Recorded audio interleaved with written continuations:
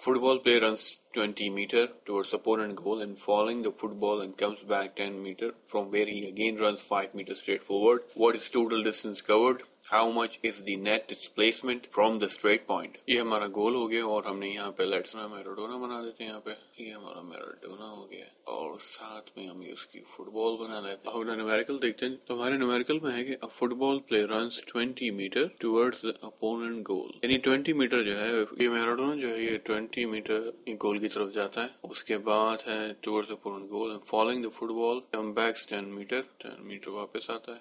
Where he again runs 5 meter forward, फिर यहाँ से दोबारा 5 मीटर आता है। What is the total distance? How much is the net displacement from the straight point? बेचारा गोल तो कर नहीं सका लेकिन हम इसको देख लेते हैं कि इस न्यूमेरिकल में टोटल डिस्टेंस उसने कितना कवर किया है। हमारे पास यहाँ पे D1 है 20 मीटर, D2 है 10 मीटर और D3 है हमारे पास 5 मीटर। डिस्प्लेसमेंट कितना है तो इसमें डिस्प्लेसमेंट की डायरेक्शन होती है। तो जब ये टुवर्ड्स